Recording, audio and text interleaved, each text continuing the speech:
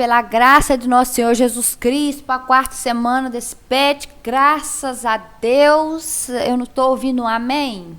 Amém. Isso aí. Porque, gente, esse PET, né, do 8º ano foi te fuçar, como diria a mamãe, viu? O tema continua o mesmo, rebeliões na América Portuguesa. E nós vamos seguindo aqui para completar essa quarta semana. E muito obrigada, gente, pela paciência que vocês tiverem em esperar eu colocar aqui a correção também, porque é um pouco difícil para mim, tem muita coisa para fazer. Eu vou fazendo aos poucos, a internet também aqui não ajuda muito. Atividade 1. Em função do esgotamento do ouro em Minas Gerais e da consequente diminuição da arrecadação de impostos pela metrópole, Portugal ameaçou proclamar a derrama, que consistia na cobrança de impostos de cada indivíduo para completar a quantia que devia ser paga ao governo português durante aquele ano. Portugal acreditava que a diminuição dos impostos era fruto do contrabando do ouro e não do esgotamento das minas. Assim, em 1788, a coroa decretou a derrama, que foi um dos movimentos para a eclosão da Inconfidência Mineira. Aí vem a bendita da charge aqui, né? Tocando tambor e vem fazendo as coisas. Aqui tem um pessoal assistindo e fala assim, que diabo será isso? Sei lá, mas se veio de Portugal não é coisa boa. Não é boa coisa, né? E aí, um papelzinho aqui, escrito derrama e tal. Então, vamos seguindo. O que a imagem satiriza? É a minha interpretação isso aí, tá, gente? Vocês podem ter até visto outra coisa, mas a minha é. A população nem sabia o que era derrama, mas que na opinião deles, se veio de Portugal, para eles não ia ser bom. E eles satirizam aí a derrama. Como é apresentada a questão da derrama na imagem? Como algo assim assustador. A Inconfidência foi um movimento organizado pela elite mineira. De que maneira a charge confirma essa ideia? Pelas vestes dos personagens. Você pode ver que esses aqui, né, que estão lutando aqui contra a derrama, estão bem vestidos, né, com armas e tal. Espada aqui do exército e tal. Atividade 2. Leia os fragmentos e analise as imagens. Fragmento 1. Há muitas controvérsias a respeito da verdadeira origem da bandeira dos Inconfidentes. Segundo informações, ela é a junção das ideias de vários dos Inconfidentes. O fundo branco teria sido proposto por Cláudio Manuel, o triângulo verde sugerido por Tiradentes e o lema latino Libertas qua sera também, proposto por Alvarenga Peixoto, devido ao alto grau de vigilância da coroa portuguesa em Minas Gerais. Essa bandeira não chegou a ser feita. Sua confecção seria realizada após o início da Revolução. Aí vem aí a bandeira, a imagem 1, para você analisar. Fragmento 2. A bandeira de Minas Gerais é composta por um triângulo vermelho sobre o fundo branco, contornado pela expressão em latim libertas qua seramen, também. Libertas qua sera também. Lema da Inconfidência Mineira, que significa liberdade ainda que tardia. A atual bandeira do Estado de Minas Gerais foi instituída pela lei fulana de tal aqui, sancionada pelo então governador José de Magalhães Pinto. O triângulo remete à Santíssima Trindade e foi proposto por Joaquim José da Silva Xavier, o Tiradentes, um dos participantes do movimento da Inconfidência que buscava a libertação da coroa portuguesa. Já a frase em latim foi proposta por Alvarenga Peixoto, outro inconfidente, e foi retirado de um versículo do poeta romano Virgílio. E aí está a imagem 2, que é a nossa bandeirinha linda. Identifique as semelhanças e as diferenças entre a bandeira dos Inconfidentes e a atual bandeira de Minas Gerais. Semelhança, frase, triângulo e modelo. Diferença, cor verde e cor vermelha. O termo latim libertas qua sera também significa liberdade ainda que tardia. Foi proposto por Alvarenga Peixoto e mantido na bandeira atual do nosso estado. No contexto da Inconfidência Mineira, de que maneira esse termo latino traduzia os desejos do movimento? Mesmo que ainda estivesse tarde para se tornar livre e iam lutar para que isso acontecesse, os desejos do movimento era ter liberdade, principalmente econômica. De que maneira a nossa bandeira remete aos costumes e à importância da religião no contexto em que a mesma foi produzida? Remete à Santíssima Trindade, Pai, Filho e Espírito Santo. Isso mostra a vivência do cristianismo na tradição mineira. 3. Leia a sentença de Tiradentes, analise a imagem e responda as questões. Sentença de Tiradentes. Portanto, condenam ao réu Joaquim José da Silva Xavier, por alcunha de Tiradentes, alferes. Gente, alferes é uma patente dentro da classe social dos militares, que hoje equivale aí ao cargo de segundo tenente, tá?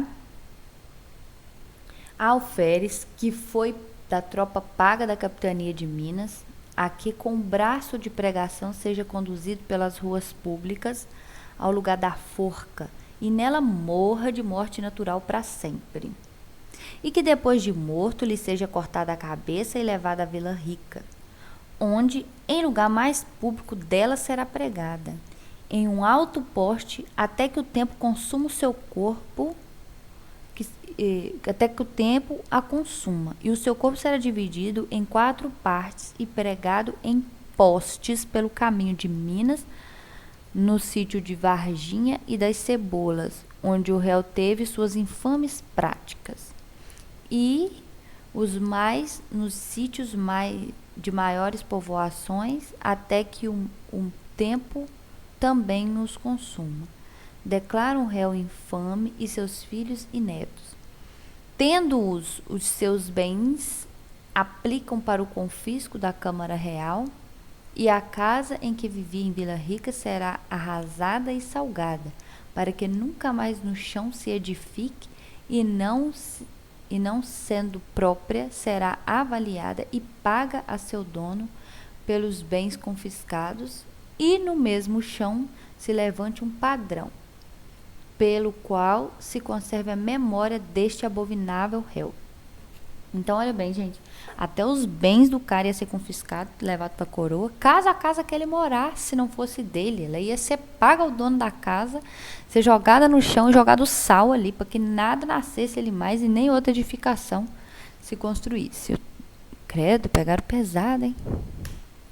Aí tá a imagem, né, de Tiradentes, após, no caso aí, o seu enforcamento, na cabeça dele aqui, com feições do cristianismo, um crucifixo também, que remete à religião cristã, o corpo dele esquartejado, e veja que se você analisar bem esse corpo, ele está colocado aqui por cima de um pano branco e tal, ele parece muito aí com o formato do mapa do Brasil.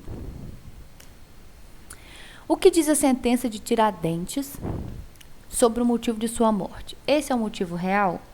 Em que parte da sentença podemos perceber a contradição quanto ao motivo da morte do inconfidente? Aí vamos responder cada pergunta, né?